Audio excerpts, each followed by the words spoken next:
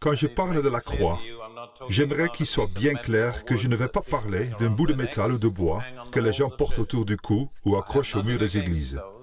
Je n'ai rien contre cela, mais je dois expliquer que ce n'est pas de cela dont je vais parler. Je vais parler de ce qui a été accompli pour nous par la mort de Jésus-Christ en sacrifice sur la croix pour le péché. Je vais juste dire la croix pour décrire tout cela. Hier soir, j'ai eu le privilège d'être encore une fois à l'hôtel de ville de Christchurch. Faisons un petit test. Combien d'entre vous étiez là hier soir? Bien, c'est merveilleux. C'est une bonne représentation. Nous sommes désolés pour ceux d'entre vous qui ont raté ça. Nous avons passé un merveilleux moment, n'est-ce pas? Pas tant que grâce au prédicateur que grâce au Seigneur. Parce que le Seigneur est venu et nous a visités. Nous avons terminé sur un petit nuage. Je dis aux gens de ne pas parler du 7e ciel, parce que ce n'est pas biblique. Mais si vous voulez dire que vous étiez très heureux, vous pouvez dire que vous étiez sur un petit nuage, car il y a beaucoup de nuages dans le ciel. J'ai parlé de l'amour de Dieu révélé dans le prix qu'il a voulu payer pour acheter chacun d'entre nous. Le prix, c'était le précieux sang de Jésus. J'ai montré à partir de l'Ancien Testament que Dieu avait prédit l'aspersion du sang de Jésus lors de la cérémonie de l'expiation citée dans Lévitique 16. Dieu avait prédit qu'il y aurait une septuple aspersion du précieux sang de Jésus. Hier soir, nous avons traversé les évangiles et j'aimerais récapituler brièvement ce que nous avons dit. Ceux d'entre vous qui ont écouté mes enseignements à la radio savent que je suis fort pour récapituler. Je ne crois pas qu'il suffise de dire une chose une fois en croyant que tout le monde a bien saisi, parce que souvent, ce n'est pas le cas. Durant 5 ans, j'ai enseigné à de futurs enseignants en Afrique de l'Est pour les écoles africaines. Et il y avait une chose que nous voulions bien faire comprendre à nos enseignants, c'est que récapituler fait partie d'un bon enseignement. Alors, je vais très brièvement parcourir la septuple aspersion du sang de Jésus, comme nous le dit l'Évangile. Premièrement, dans le jardin de Gethsémane, quand il a prié dans l'angoisse, sa sueur est tombée au sol comme de grosses gouttes de sang. Puis, quand ils l'ont amené dans la maison du souverain sacrificateur et qu'ils ont commencé à le maltraiter, ils l'ont frappé au visage avec des bâtons et le sang a jailli. À un moment, lors de ces mauvais traitements, ils ont commencé à lui arracher les poils de la barbe par touffes. Et bien entendu, le sang a coulé. Puis, il a été remis à Ponce Pilate pour être fouetté. Un fouet romain était un fouet fait de nombreuses lanières dans lesquelles étaient insérés des morceaux de métal et d'os. Et quand les lanières fouettaient le dos d'un homme, elles déchiraient littéralement la chair. Puis, dans la moquerie, parce qu'il a proclamé être le roi, ils lui ont planté une couronne d'épines. Si vous allez en Israël, vous pouvez voir cette même sorte d'épines encore aujourd'hui. Elles sont longues, très dures et très aiguës. Et ils ont mis cela sur sa tête. Puis ils l'ont frappé à la tête. Et en pressant la couronne, les épines sont entrées dans son cuir chevelu, faisant jaillir le sang sur son visage. Le sang a ensuite coagulé dans sa barbe. Et prophétiquement, dans le 52e chapitre d'Ésaïe, il prédit cela. Il dit que son visage était si meurtri qu'il ne ressemblait plus à celui d'un homme. Une des traductions modernes dit qu'il avait perdu toute apparence humaine. Puis, ils l'ont cloué à la croix et ont mis les clous à travers ses mains et ses pieds. Et enfin, quand il est mort, un soldat l'a transpercé d'un coup de lance dans la région du cœur, faisant jaillir de l'eau et du sang. C'est donc cette septuple aspersion qui était prédite lors de la cérémonie de l'expiation. Et je vous ai fait remarquer que Lévitique 17, verset 11, dit « La vie ou l'âme de toute chair est dans le sang. » Et il dit « Je vous l'ai donné sur l'autel pour servir d'expiation pour vos âmes. » C'est l'une des prophéties étonnantes de l'Ancien Testament. Ce n'était pas simplement une règle pour dire si les Israélites devaient manger la viande avec ou sans le sang, mais c'était la prédiction de la croix. La vie ou l'âme de toute chair est dans le sang, et je vous l'ai donné sur l'autel du calvaire pour racheter vos âmes. Puis, dans Ésaïe 53, 2, dans la grande image prophétique de l'expiation, Ésaïe dit qu'il a répandu son âme jusqu'à la mort. Comment a-t-il fait cela? Dans son sang. L'âme est dans le sang. Et Jésus a versé son sang comme offrande pour le péché pour toute la race humaine. Son âme a pris la place de votre âme et de mon âme. Il est devenu l'offrande finale pour le péché. Ce matin, je vais parler de quelque chose qui est extrêmement concret. Ce que je vous ai décrit est vrai. C'est merveilleux, mais d'une certaine façon, vous ne savez pas comment le rendre réel dans votre vie et votre expérience. Alors, ce matin, je vais enseigner sur la façon de s'approprier le sang de Jésus. Comment avoir pleinement les effets du sang de Jésus à l'œuvre dans votre vie. Et en guise d'introduction, j'aimerais regarder dans Apocalypse 12, verset 11.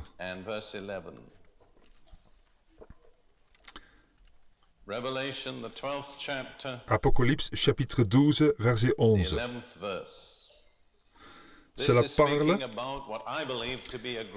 de ce que je crois être un grand conflit de la fin des temps qui aura lieu quand cette ère se terminera. Un conflit dans lequel le ciel et la terre sont impliqués. Les anges de Dieu sont impliqués. Satan et ses anges sont impliqués. Et le peuple de Dieu sur terre est impliqué. Merci Seigneur, parce que la victoire revient à Dieu et à son peuple.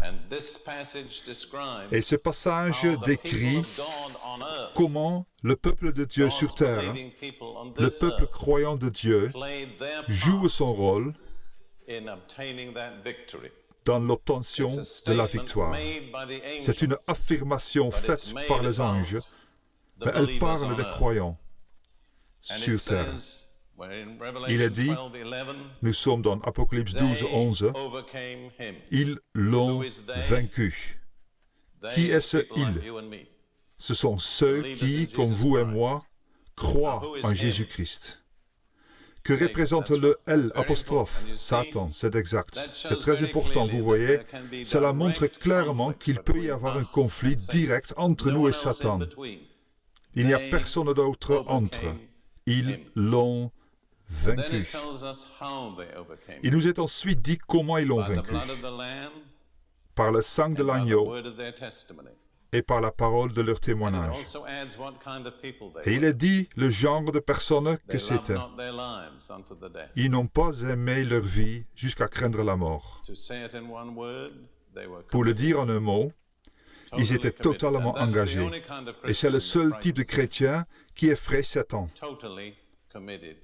Des chrétiens totalement engagés. Quand il est dit qu'ils n'ont pas aimé leur vie jusqu'à la craindre la mort, qu'est-ce que cela signifie? Eh bien, cela signifie que rester en vie n'était pas leur priorité numéro un.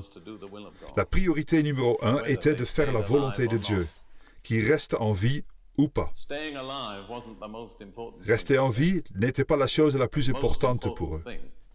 La chose la plus importante était d'être fidèle au Seigneur et de faire sa volonté.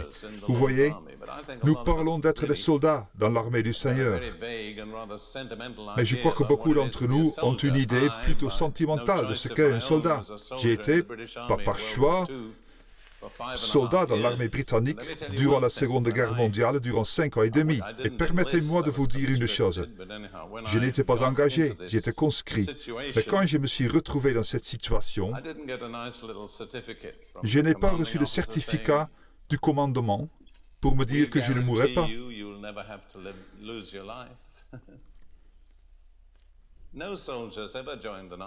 En fait, chaque fois qu'un soldat rejoint l'armée, l'un de ses engagements est de pouvoir être tué. Cela peut me coûter la vie. C'est pareil dans l'armée du Seigneur.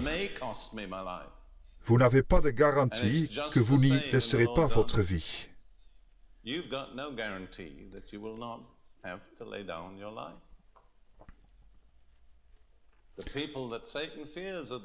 Le peuple que Satan craint est celui qui n'a pas peur pour sa vie.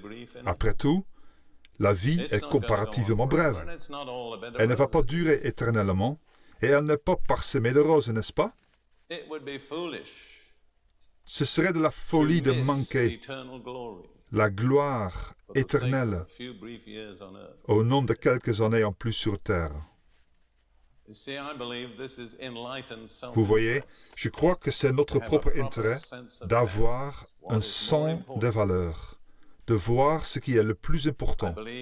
Je crois que nous devrions dire que la chose la plus importante dans la vie est de faire la volonté de Dieu. Il y a une merveilleuse affirmation dans 1 Jean 2, 17. Et le monde passe, et sa convoitise aussi. Mais celui qui fait la volonté de Dieu demeure éternellement. Quand vous unissez votre volonté à celle de Dieu dans un engagement total, vous devenez inébranlable. Vous êtes indéfectible. Vous êtes aussi sûr que la volonté de Dieu quand vous vous identifiez à la volonté de Dieu. Que vous viviez ou que vous mouriez est de seconde importance. Vous ne pouvez pas être vaincu. Je voudrais considérer ce que signifie vaincre Satan par le sang de l'agneau et par la parole de son témoignage. C'est l'un de ces trésors de vérité que Dieu m'a donné au cours des années. Vous ne pouvez pas lui donner un prix. Vous pourriez offrir des millions de dollars. Ce ne serait pas suffisant. Il n'y a pas de valeur monétaire qui égale la valeur de cette vérité. Je veux dire que c'est très simple. Et j'espère que je vais bien vous l'expliciter. Écoutez attentivement. Nous vaincons Satan quand nous témoignons personnellement de ce que la parole de Dieu dit que le sang de Jésus a fait pour nous. Je vais le redire.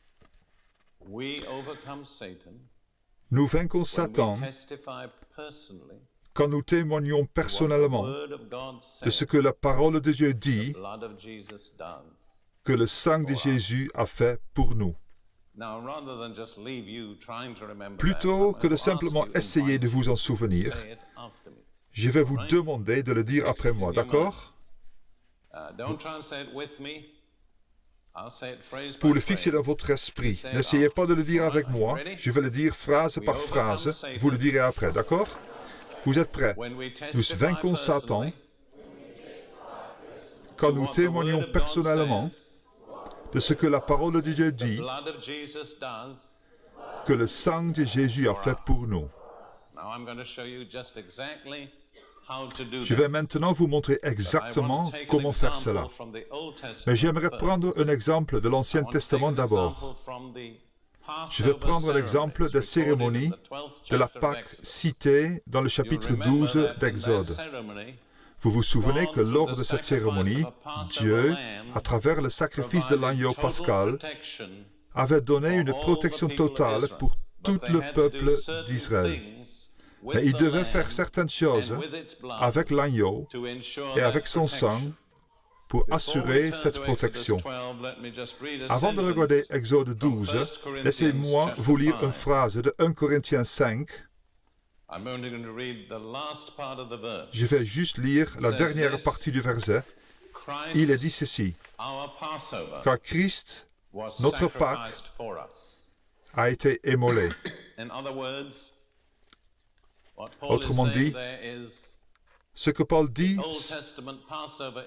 c'est que la Pâque de l'Ancien Testament en Égypte était une image prophétique, une prévision de ce qui allait s'accomplir lors du sacrifice de Jésus sur la croix.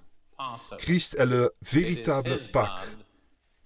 C'est son sang, pas le sang de l'agneau pascal, qui nous assure finalement une rédemption éternelle. La façon dont Israël a été instruit afin d'appliquer le sang de l'agneau est un merveilleux modèle pour nous. Regardons Exode 12.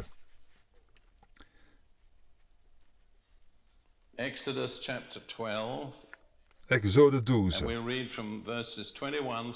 Et nous lirons les versets 21 à 23. J'aimerais vous faire remarquer au passage que l'ordonnance de la Pâque est l'une des nombreuses illustrations dans la Bible de la grande responsabilité d'être un père. Parce que les seules personnes en Israël qui pouvaient apporter la sécurité et le salut pour le peuple étaient les pères d'Israël. Si les pères d'Israël avaient été négligents, le peuple n'aurait pas été protégé par la Pâque.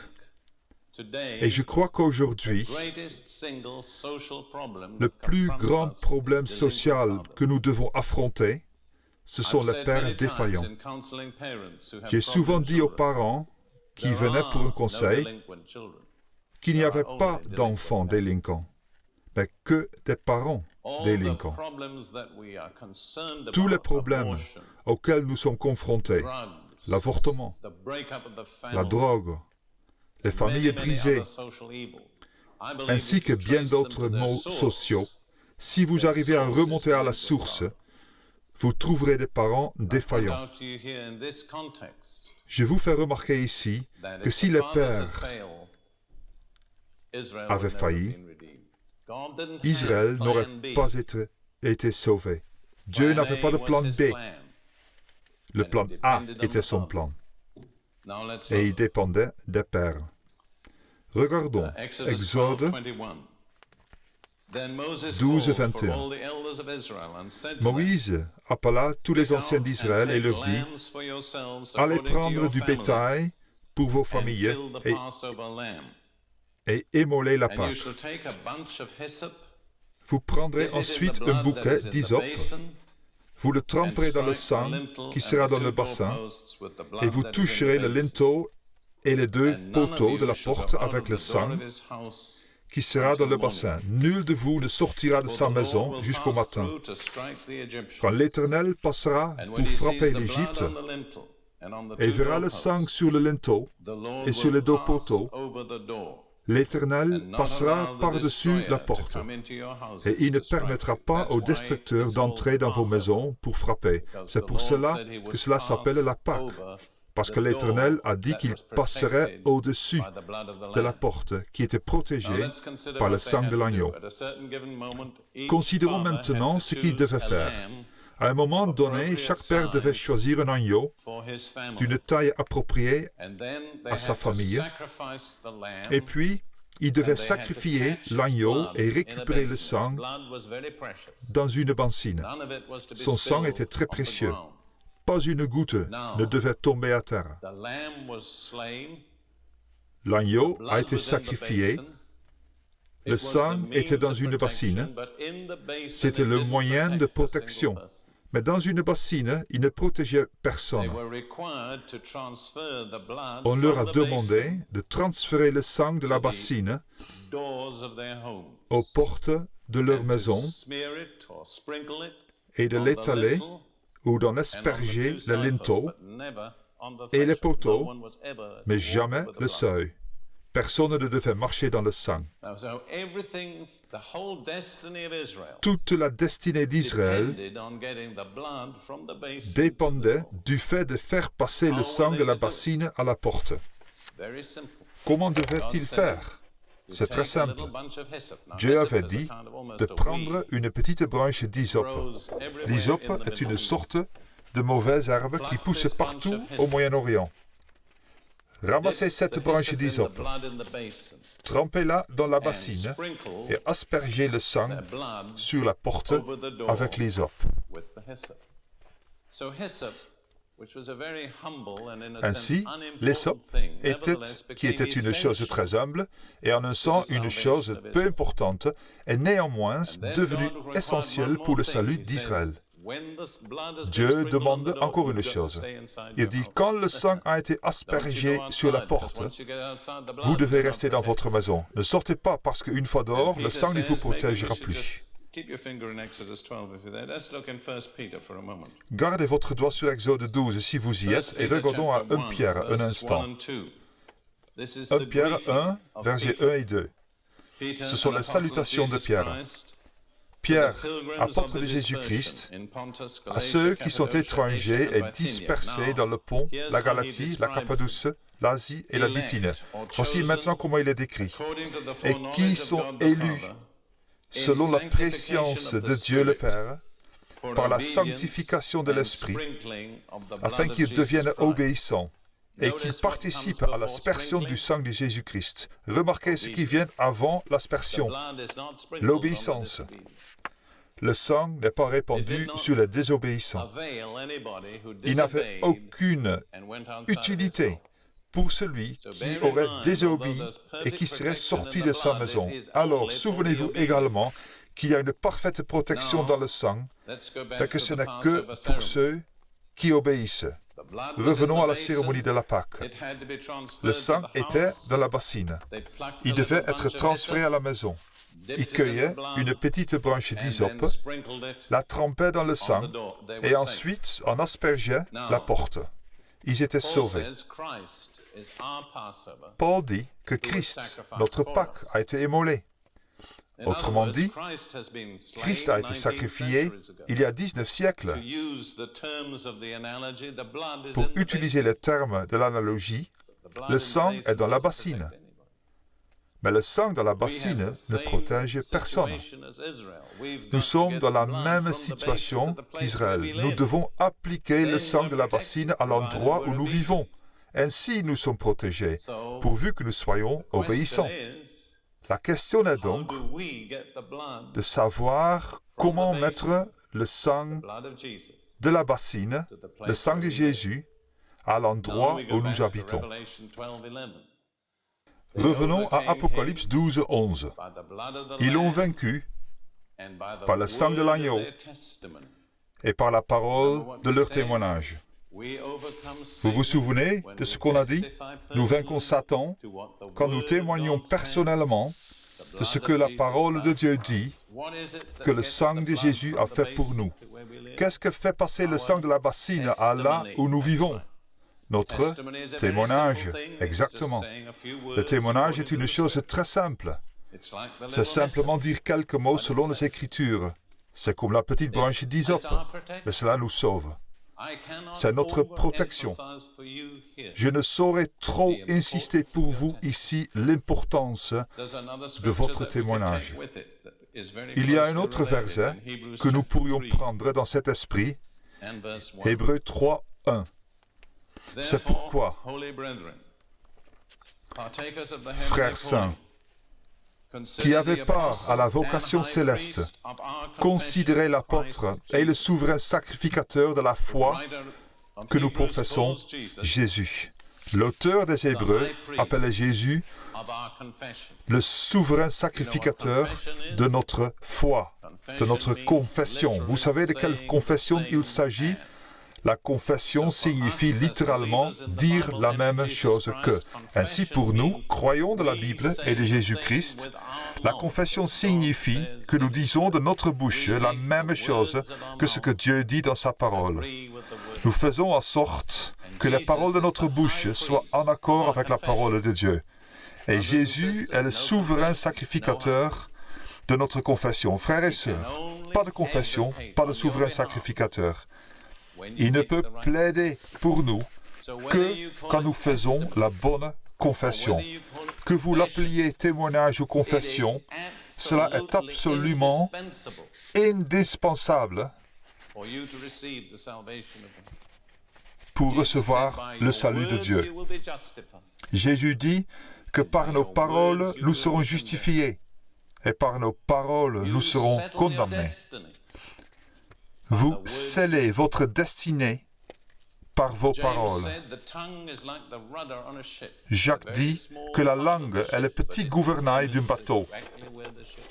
C'est une toute petite partie du bateau, mais c'est elle qui détermine la direction exacte du bateau. Et nous déterminons le cours de notre vie par la façon dont nous utilisons notre langue. Vous pouvez dire de bonnes choses et faire que vos paroles soient en accord avec la parole de Dieu, ou dire les mauvaises choses et faire que votre vie soit gâchée. Soit vous rentrerez en sécurité au port, soit vous ferez naufrage selon l'utilisation que vous aurez faite de votre langue. Beaucoup d'entre nous, chrétiens, sont très négligents et défaillants sur l'usage de la langue.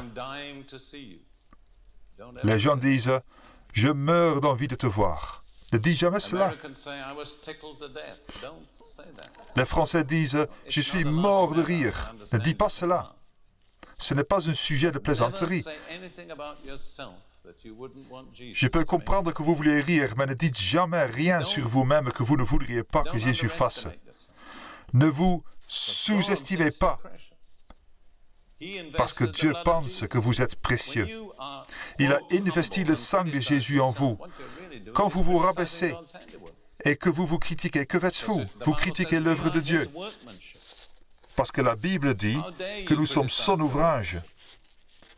Comment osez-vous critiquer le travail de Dieu? L'orgueil est un véritable problème chez les chrétiens, mais tout aussi importante est la sous-estimation de soi, non à cause de ce que nous sommes, mais à cause de ce que Dieu a fait de nous. Je vais maintenant vous donner une démonstration pratique de la façon de transférer le sang de Jésus de la bassine à l'endroit où vous vivez, à votre vie. Bien entendu, vous ne pouvez témoigner de ce que la parole de Dieu dit du sang de Jésus que si vous savez ce que la parole de Dieu en dit. Une chose essentielle est de savoir ce que la Bible enseigne sur le sang de Jésus. J'ai fait remarquer déjà que le Nouveau Testament indique qu'il y a eu une septuple aspersion du sang de Jésus. Ce matin, je vais considérer avec vous la septuple application du sang de Jésus dans nos vies.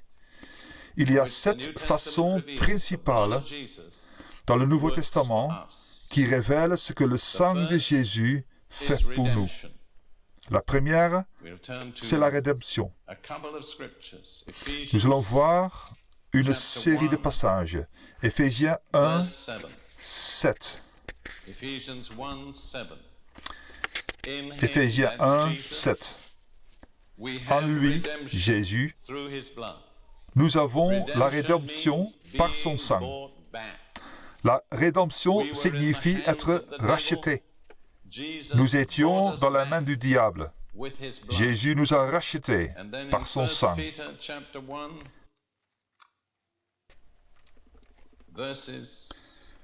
Puis, dans 1 Pierre 1, 18, 19,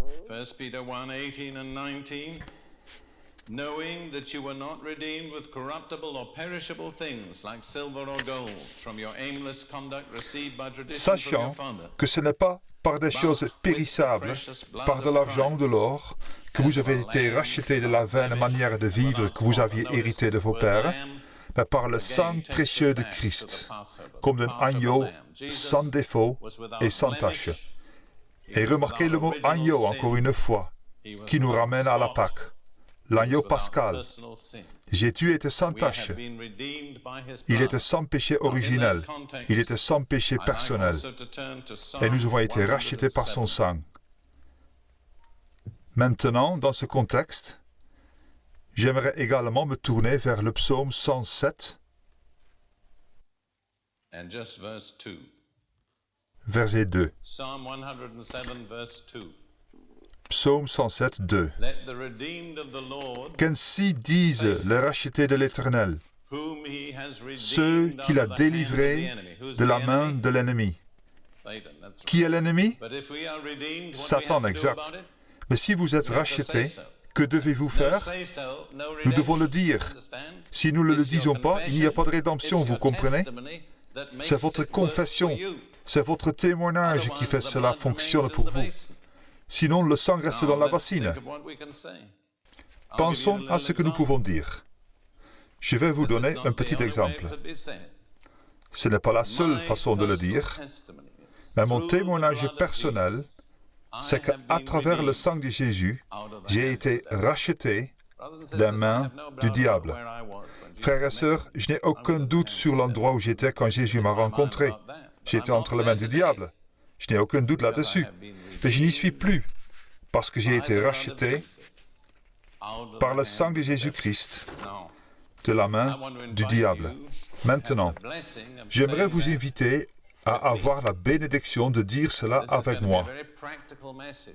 Cela va être un message très concret. Je vais vous montrer comment faire plein de choses. Et vous recevrez autant de bénédictions que vous coopérerez activement. Alors, je dis d'abord la phrase, et vous la dites après moi et pas avec moi, ok?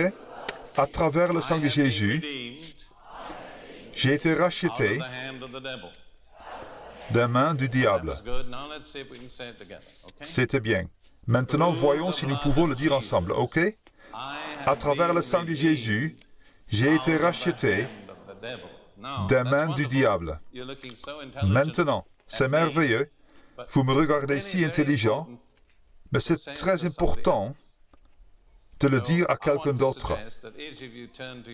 J'aimerais vous suggérer que chacun se tourne vers son voisin, le regarde droit dans les yeux, ne soyez pas gênés, ne soyez pas religieux, et dites, à travers le sang de Jésus, j'ai été racheté des mains du diable. Ne ratez pas ça. Trouvez quelqu'un à qui le dire bien. OK.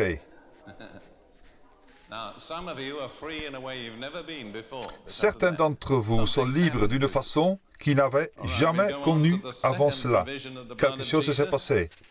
Nous allons continuer avec la deuxième provision du sang de Jésus, qui est la purification. Et nous regardons maintenant dans 1 Jean 1,7. 1 Jean 1,7. Mais si nous marchons dans la lumière comme il est lui-même dans la lumière, nous sommes mutuellement en communion. Et le sang de Jésus, son Fils, nous purifie de tout péché. Dans la langue originale, tous les verbes de ce verset sont au présent continu. Il est important de le voir. Si nous continuons à marcher dans la lumière, nous continuons à avoir la communion les uns avec les autres. Et remarquez, s'il vous plaît, que la preuve que nous marchons dans la lumière, c'est que nous sommes en communion. Et si nous sortons de la communion, nous sortons de la lumière. Et si vous sortez de la lumière, le sang ne vous purifie pas dans le noir. C'est un fait très important. Le sang ne lave pas dans le noir. Si nous continuons à marcher dans la lumière, nous continuerons à avoir une communion les uns avec les autres, et le sang de Jésus, son Fils, nous purifie continuellement de tout péché. C'est une provision continuelle. Peu importe où nous sommes, si nous sommes dans la lumière, nous pouvons être dans un environnement des plus pollués. Nous pouvons être avec les gens les plus méchants. Nous pouvons subir de nombreuses pressions de la part du diable. Mais tant que nous marchons dans la lumière, le sang nous purifie continuellement de tout péché. Permettez-moi de vous montrer une autre belle image. Gardez votre doigt dans 1 Jean, nous y reviendrons. Regardez le psaume 51, un moment. Psaume 51.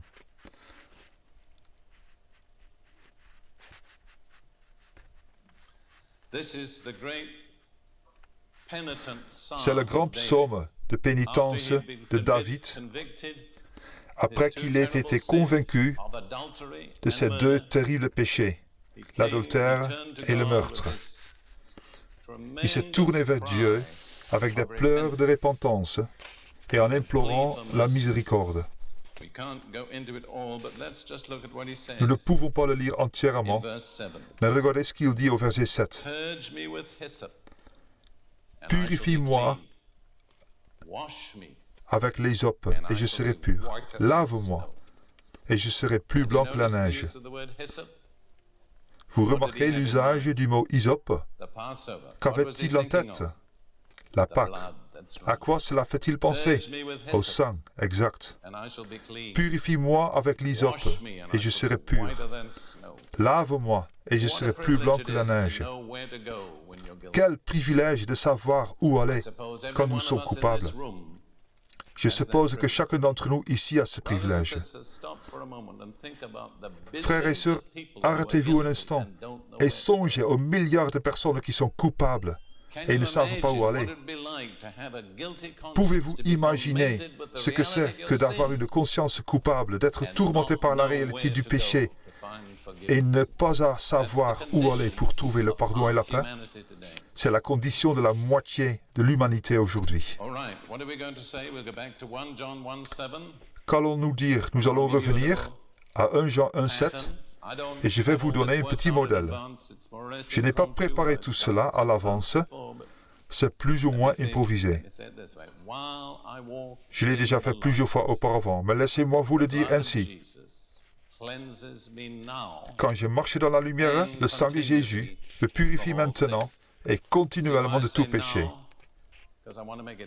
Vous voyez pourquoi je le dis maintenant? Parce que je veux que vous le compreniez, là, maintenant, tout de suite, à cet instant, pas seulement pour ce moment, mais à partir de ce moment, et tant que vous marcherez dans la lumière. Eh bien, voulez-vous dire cela après moi? Tant que je marche dans la lumière, le sang de Jésus me purifie maintenant et en continu de tout péché. Bien. Tant que je marche dans la lumière, le sang de Jésus me purifie maintenant et en continu de tout péché. Bien. La provision suivante est la justification. La justification est un mot théologique qui énerve certains, mais qui n'est pas aussi mauvais que cela. Le mot grec, dans sa forme de base, signifie rendre juste. Mais il a beaucoup d'autres significations. Regardons d'abord les Écritures.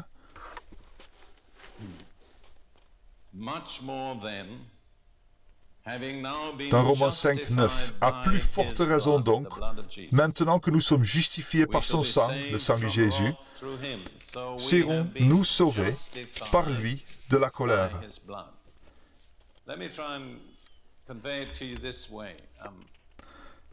Nous avons donc été justifiés par son sang. Je vais essayer de vous le montrer ainsi. Vous êtes au tribunal et vous risquez la peine capitale. Votre vie est en jeu. Et le verdict tombe. Non coupable. C'est la justification. Vous avez été acquitté. Au cas. Cela signifie plus. Vous avez été reconnu juste de la justice de Jésus-Christ. Non pas la vôtre, mais celle de Jésus-Christ. Mais cela signifie également que vous avez été rendu juste. Cela a toutes ces significations. Acquitté, non coupable, reconnu juste, rendu juste. Et c'est un moyen pour le fixer dans notre esprit. Je suis justifié signifie que je suis comme si je n'avais jamais péché. Pourquoi? Parce que j'ai été rendu juste de la justice de Jésus-Christ. Et il n'a jamais péché. Il n'a pas de culpabilité. Il n'a pas de passé à couvrir. Vous voyez, votre propre justice ne vous conduira jamais au ciel. Ésaïe dit que toute justice est comme un vêtement souillé. Mais délaissons ce vêtement souillé et laissons le sang de Jésus nous communiquer la justice de Jésus. Alors, le diable n'a plus le moyen de nous accuser. C'est une belle image. Garde votre doigt dans Romains, nous allons y revenir. Les gens me disent que je crois qu'ils ont trop de doigts. Ésaïe 61, 10.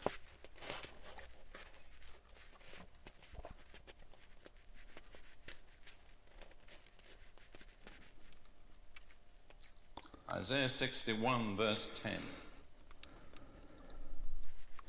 I will greatly rejoice in the Lord. Ésaïe 61, verset 10. My soul shall be joyful in my God. Je me réjouirai en l'Éternel. Mon âme sera ravie d'allégresse en mon Dieu, car il m'a revêtu des vêtements du salut. Il m'a couvert du manteau de la justice. Ce sont deux choses que vous recevez, le salut et la justice. Quand vous vous confiez en Jésus-Christ et en son sacrifice pour vous, vous êtes revêtus du vêtement du salut. Mais ça ne s'arrête pas là. Vous serez couverts du vêtement de la justice. Vous êtes totalement couverts de la justice de Jésus-Christ. Le diable n'a rien à dire contre vous. S'il vous dit que vous avez fait plein de choses mauvaises, vous savez ce qu'il faut faire? Dites-lui que c'est vrai. Tu as raison, Satan. Mais tout cela, c'est le passé. Et je suis revêtu du vêtement de la justice de Jésus-Christ. Essayez de trouver quelque chose à redire à cela.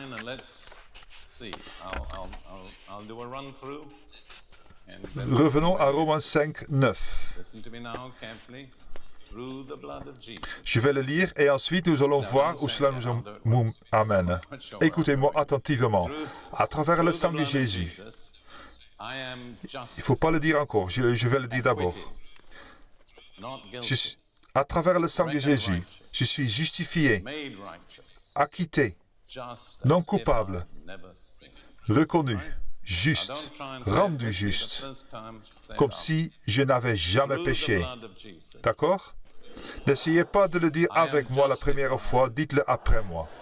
À travers le sang de Jésus, je suis justifié, acquitté, non coupable, reconnu juste, rendu juste, comme si je n'avais jamais péché. Prenez une bonne respiration et dites merci Seigneur. Bien, continuons. Le suivant est la sanctification. Sanctification. Nous regarderons dans Hébreux 13, 12. Hébreux 13, 12. C'est pour cela que Jésus aussi, afin de sanctifier le peuple par son propre sang, a souffert hors de la porte. Maintenant, sanctifier, dans l'original, est étroitement lié au mot sainteté. En fait, sancte est le même mot qu'en français, saint. Ainsi, sanctifier, c'est rendre saint. Cela prend deux aspects. L'un est négatif. Nous sommes mis à part du péché et de tout ce qui souille. Et ensuite, nous sommes rendus saints de la propre sainteté de Dieu. Dans le chapitre 12 des Hébreux, on va le lire un petit moment. Ça parle du châtiment de Dieu.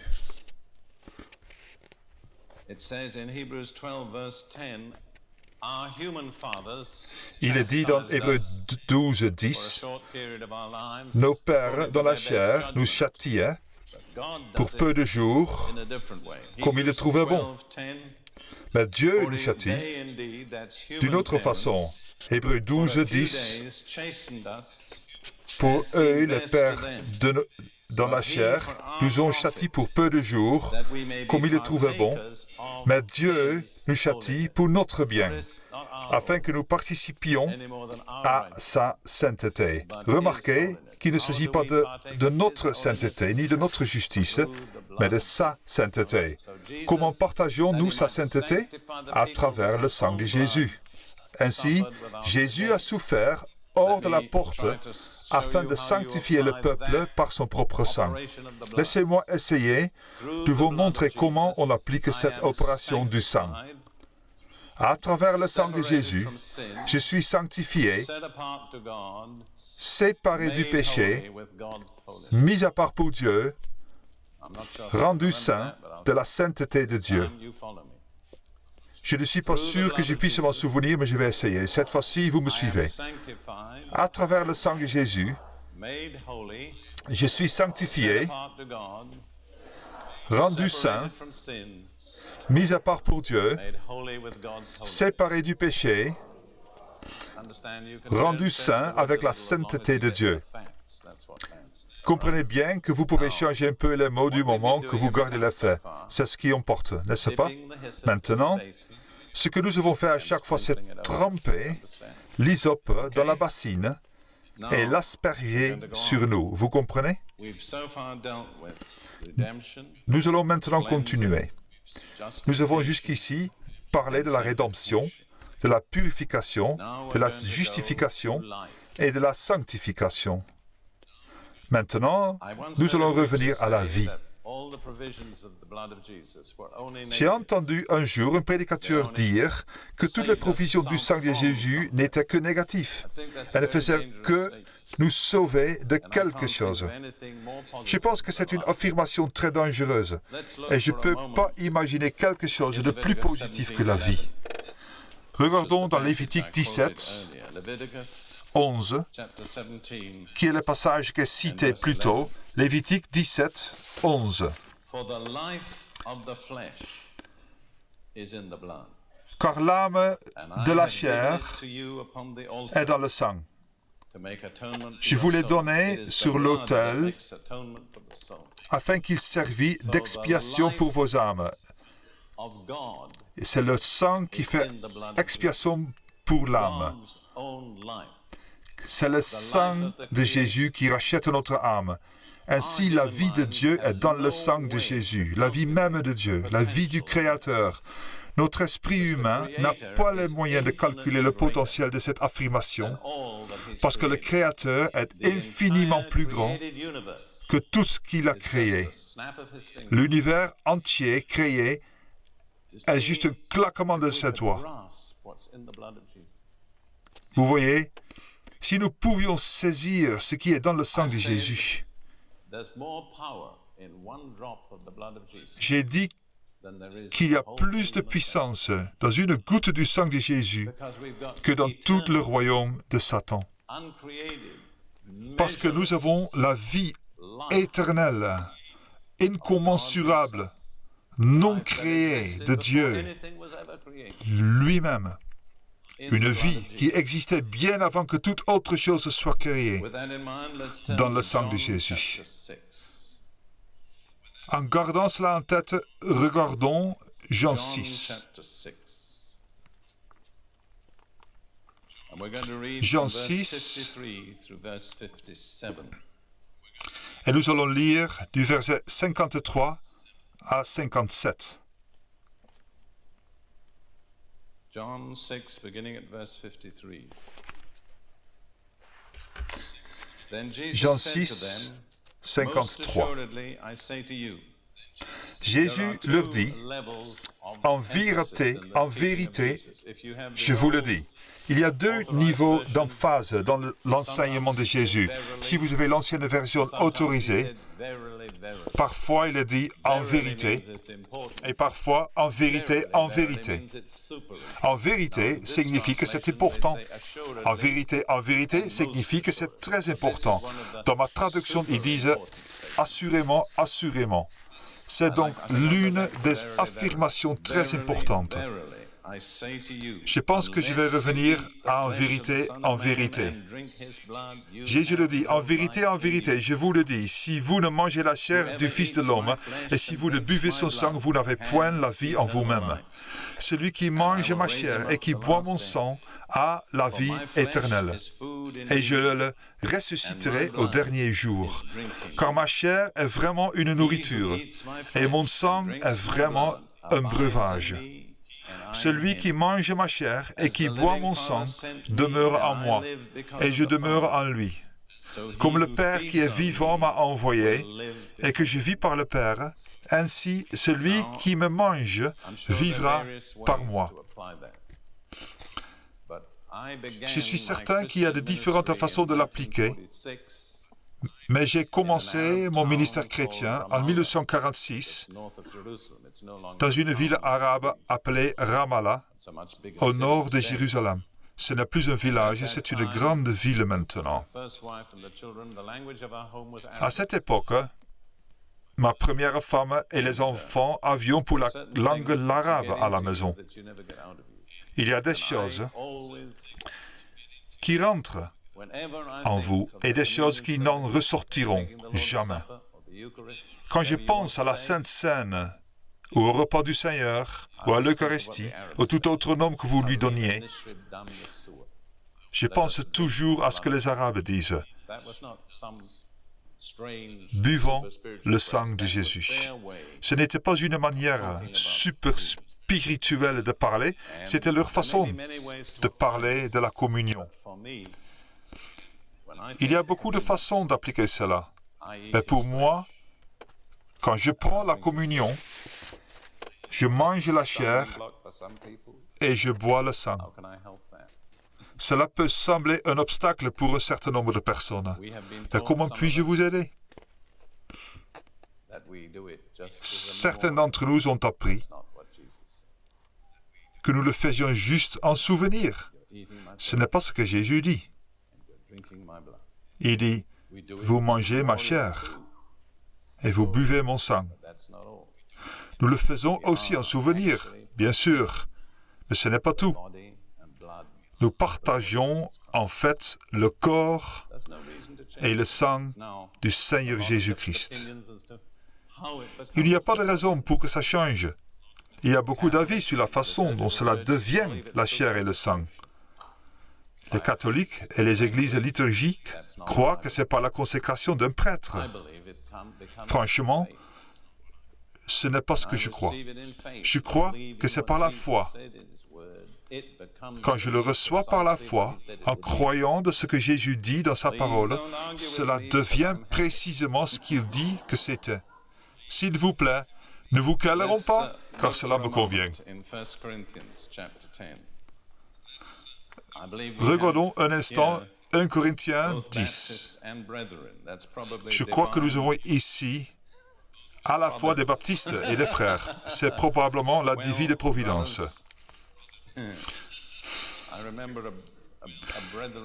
Eh bien, mes frères, je me souviens d'un prédicateur darbiste qui a dit une fois à un de ses frères, « Jésus a dit aussi souvent que vous le faites, mais vous le faites aussi rarement. » Regardons dans 1 Corinthiens 10, un instant. Verset 16. La coupe de la bénédiction que nous bénissons n'est-elle pas la communion au sang de Christ, la communion partagée dans le sang de Christ? Le pain que nous rompons n'est-il pas la communion ou le partage au corps de Christ? Puis au chapitre 11, il continue et se souvient de la façon dont le repas du Seigneur a été institué au verset 23 et suivant. Il est dit, « Quand j'ai reçu du Seigneur ce que je vous ai enseigné, c'est que le Seigneur Jésus, dans la nuit où il fut livré, prit du pain, et après avoir rendu grâce, le rompit et dit, « Ceci est mon corps, qui est rompu pour vous. Faites ceci en mémoire de moi. » Il est parfaitement vrai que nous le faisons en souvenir de lui. Mais que faisons-nous en souvenir de lui? Nous prenons son corps. De même, après avoir soupé, il prit la coupe et dit, « Cette coupe est la nouvelle alliance en mon sang. Faites ceci en mémoire de moi toutes les fois que vous en boirez. Car toutes les fois que vous mangez ce pain et que vous buvez cette coupe, vous annoncez la mort du Seigneur jusqu'à ce qu'il vienne. » Maintenant, j'aimerais dire très fermement que je ne recommande à personne d'être comme Ruth et moi. Il y a une merveilleuse liberté dans le corps de Christ. Nous pouvons faire dans certaines limites ce que Dieu nous conduit à faire. Mais c'est devenu tellement important pour moi et je ressens tellement mon besoin de la vie de Dieu. Je pense que je peux le dire avec humilité. La plupart d'entre vous ne pensent pas que j'ai 71 ans. Et je crois que c'est en partie grâce au corps et sang de Jésus. Pour moi, ce n'est pas une doctrine, ni une théorie, c'est une réalité vivante. Voici ce que nous le faisons. Et s'il vous plaît, je ne suggère à personne de faire ce que nous faisons. Mais nous prenons la communion ensemble en tant que mari et femme chaque matin. Et chaque matin, je dis la même chose. Seigneur Jésus, qu'est-ce que je dis ensuite? Rappelez-moi.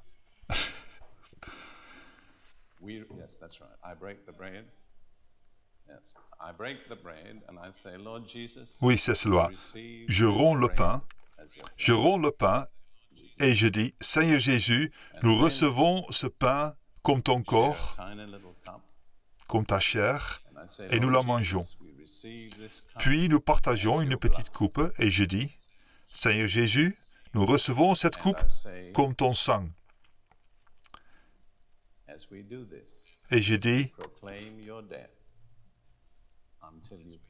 en faisant cela, nous proclamons ta mort jusqu'à ce que tu reviennes. Vous voyez, nous l'avons fait principalement à Jérusalem, là où les chrétiens représentent moins de 1% de la nation. Quel privilège de proclamer la mort du Seigneur chaque jour dans la ville où il est mort. Un grand commentateur biblique du siècle dernier a fait un commentaire à ce sujet. Vous devez montrer ou proclamer la mort du Seigneur jusqu'à ce qu'il revienne. Il dit, quand nous en arrivons à cette ordonnance, quel que soit le nom que vous lui donniez, il dit que nous sommes hors du contexte du temps immédiat. Nous n'avons plus d'autre passé que la croix et aucun avenir autre que le retour de Jésus. Nous proclamons sa mort jusqu'à ce qu'il revienne. Et à chaque fois que nous le faisons, nous nous souvenons qu'il revient. Maintenant, allez, comment allons-nous confesser cela? Faisons-le par la foi. Nous n'allons pas prendre la communion, et je ne le recommande même pas. Disons simplement, alors je vais réfléchir, Seigneur Jésus, quand nous recevons ton sang, en lui, nous recevons ta vie, la vie de Dieu, divine, éternelle, infinie. Bien. Si je peux me souvenir de cela, dites-le après moi. Seigneur Jésus, quand nous recevons ton sang, nous recevons en lui ta vie, La vie de Dieu, divine, éternelle, infinie. Merci Seigneur. Prenons un moment pour l'adorer, voulez-vous? Recevons-le maintenant. Laissons le sens de la vie divine remplir votre cœur, votre esprit, même votre corps.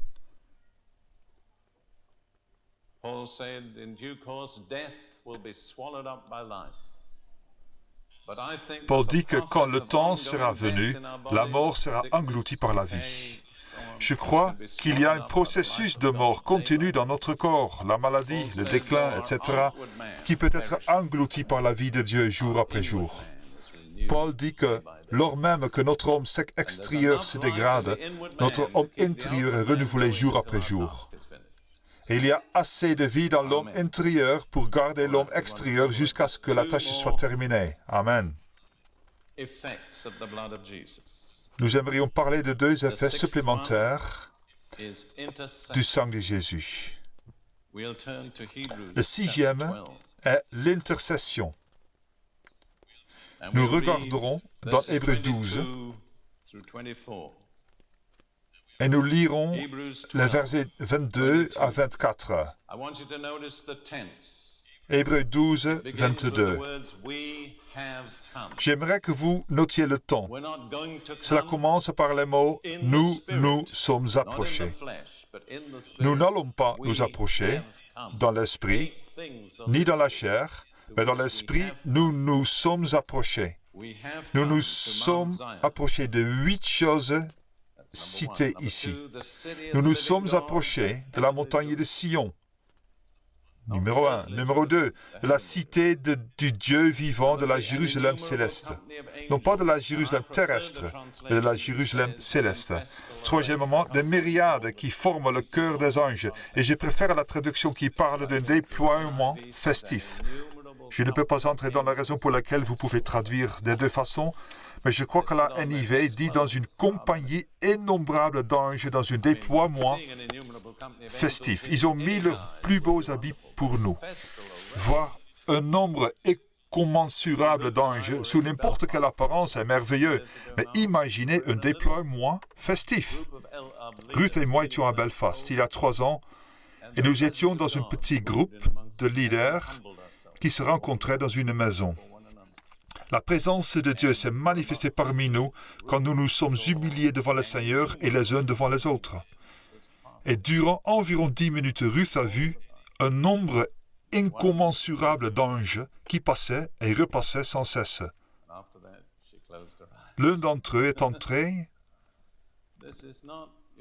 dans la pièce et après cela, elle a fermé les yeux. C'est dans la limite d'une expérience possible aujourd'hui. Nous ne sommes pas différents des gens du Nouveau Testament. Ils n'étaient pas différents de nous. Nous nous sommes approchés du mont Sion, de la Jérusalem céleste, de nombre incalculable d'anges en déploiement festif, de l'Église des premiers-nés inscrits dans les cieux, de ceux qui sont nés de nouveau, dont les noms sont inscrits dans les cieux. 5e, de Dieu le juge de tous. Grâce à Dieu, il y a plus que Dieu le juge ici, mes frères et sœurs, car sinon, nous n'y arriverons jamais. 6e, des esprits, des justes, parvenus à la perfection. Je crois que ce sont les saints de l'Ancien Testament qui, toute leur vie, ont vécu par la foi et que nous vivons par la nouvelle naissance. Et ce que nous n'obtenons pas par la nouvelle naissance, ce qui nous est donné à travers la nouvelle naissance. 7e, de Jésus, le médiateur de la nouvelle alliance. C'est pourquoi nous pouvons être là. Si c'était seulement le Dieu qui juge, nous ne serions pas là. Mais avec le Dieu qui juge, il y a aussi Jésus, le médiateur de la nouvelle alliance. Et enfin, le sang de l'aspersion qui parle mieux que celui d'Abel. Le sang de l'aspersion de Jésus qui parle pour nous dans le ciel en comparaison de celui d'Abel. Il y a 3 points de contraste. Le sang d'Abel a été répandu contre sa volonté. Jésus a donné son sang de son plein gré. il a été répandu sur terre. Le sang de Jésus a été répandu dans le Saint des Saints. Le sang d'Abel a appelé la vengeance. Le sang de Jésus a appelé à la miséricorde. C'est une révélation tellement merveilleuse que je ne voudrais pas que vous vous en priviez. Il y a des moments où nous sommes faibles, où nous sommes sous pression. Nous n'arrivons pas à prier. Nous nous demandons même si nous allons arriver à prendre notre prochaine respiration. Il est bon de savoir dans ces moments-là que le sang de Jésus a été répandu dans la présence même de Dieu qui parle pour nous en demandant la miséricorde.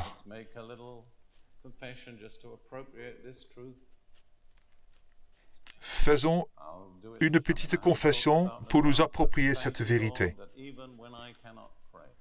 Je vais la faire. Je n'ai rien prévu d'avance, mais merci Seigneur que même lorsque je n'arrive plus à prier, le sang de Jésus plaide en ma faveur dans les cieux. Bien, êtes-vous prêts à dire cela?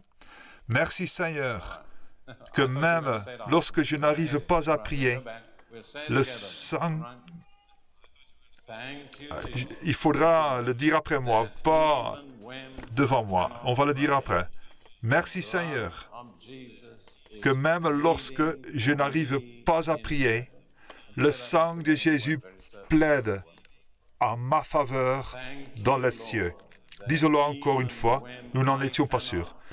Merci Seigneur que même lorsque je n'arrive pas à prier, le sang de Jésus plaide en ma faveur dans les cieux. Amen.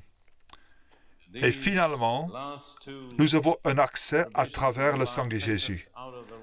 Ces deux dernières provisions du sang nous font passer du royaume du temps dans le royaume céleste et éternel, là où nous voulons finir. Revenons à Hébreux 10, verset 19 et suivant. Au passage, ce verset a été cité lors de la louange de ce matin. Je pense que cela faisait partie de la provision de Dieu. Hébreux 10, en commençant au verset 19. « Ayons donc, frères, une pleine liberté, ou audace, ou confiance. » Le mot grec signifie liberté de parole. Il est très important que notre assurance nous donne la liberté de parole. Autrement dit, souvenons-nous-en dans notre témoignage. Si nous ne témoignons pas, nous ne le lavons pas.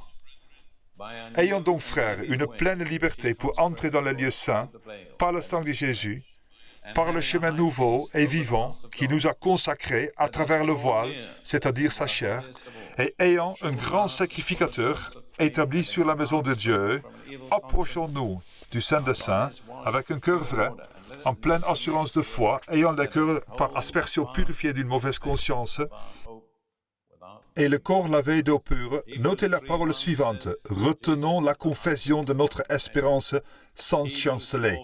Hébreux 3, 1 dit que Jésus est le souverain sacrificateur de notre confession. Hébreux 4, 14 dit de demeurer ferme dans la foi que nous professons, mais Hébreux 10, 23 dit de retenir fermement la confession de notre espérance sans chanceler. Qu'est-ce que cela vous dit? Quand vous êtes en avion et que l'on vous dit de boucler votre ceinture, à quoi vous attendez-vous? À la turbulence, exactement. Quand la parole de Dieu dit de confesser, de garder la confession, de demeurer ferme dans notre confession sans chanceler, c'est comme si Dieu nous disait d'attacher nos ceintures quand il y a au de turbulence. Mais ne permettez pas aux turbulences d'enlever vos ceintures. Continuez à faire la bonne confession. Même si cela semble contraire à tout ce qui est autour de vous, la parole de Dieu est vérité. Vous avez remarqué que nous avons accès au Saint des Saints par un chemin nouveau et vivant. Revenons un instant à la scène de Lévitique 16 où le grand prêtre entrait une fois par an et que faisait-il? Il entrait avec un encensoir rempli d'encens qui répandait une nuée odorante et couvrait la propitiatoire. C'est l'adoration. Mais il entrait aussi avec le sang du sacrifice et il l'aspergeait 7 fois entre le voile et le propitiatoire. 1 fois, 2 fois, 3 fois, 4 fois, 5 fois, 6 fois, 7 fois. et ensuite il l'étalait vers l'Orient et sur le devant du propitiatoire. Et quand l'auteur des Hébreux dit que nous avons la liberté à travers le sang de Jésus par un chemin nouveau et vivant, il fait référence à cette septuple aspersion du sang et du sang sur le propitiatoire. Nous pouvons nous approcher du trône du Dieu Tout-Puissant et de l'endroit le plus saint de l'univers avec liberté à cause du sang de Jésus. Nous y avons accès. Qu'allons-nous dire de nous-mêmes? Disons ceci: merci Seigneur. Je vais le dire d'abord. Merci Seigneur. Je le dis, à travers le sang de Jésus répandu, j'ai accès à ta présence, à la présence du Dieu Tout-Puissant, à l'endroit le plus saint de l'univers. Croyez-vous que nous pouvons redire cela? Allons-y. Merci Seigneur, parce qu'à travers le sang de Jésus répandu, j'ai accès à ta présence, à la présence du Dieu Tout-Puissant, à l'endroit le plus saint de l'univers. Permettez-moi de terminer en récapitulant les 7 provisions. Il est possible de les dire dans un ordre différent, bien que je pense que ce soit un ordre logique. La rédemption, la purification, la justification, la sanctification, la vie, l'intercession et l'accès. Aspergé 7 fois, il agit à nous de 7 façons différentes.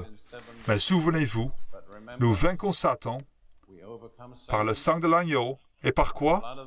La parole de notre témoignage. Disons cela ensemble et nous terminerons.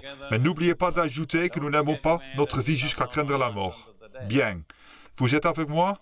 Nous vainquons Satan par le sang de l'agneau et la parole de notre témoignage. Et nous n'aimons pas notre vie jusqu'à craindre la mort. Il n'y a plus qu'une seule chose logique que nous pouvons faire. À la lumière de tout cela, c'est de louer Dieu. Si nous ne le louons pas, c'est que nous ne le croyons pas. Bonjour, j'espère vraiment que ce message de Derek Prince a été une bénédiction pour vous. Quand vous allez sur notre site web, et vous voyez l'adresse de notre site web ci-dessous, vous allez trouver encore plus d'une centaine d'articles de Derek Prince que vous pouvez télécharger gratuitement et aussi d'autres messages audio et vidéo de Derek Prince. Vous pouvez aussi vous inscrire gratuitement sur la méditation que vous pouvez recevoir gratuitement tous les jours également sur notre site web. Que Dieu vous bénisse et j'espère à bientôt.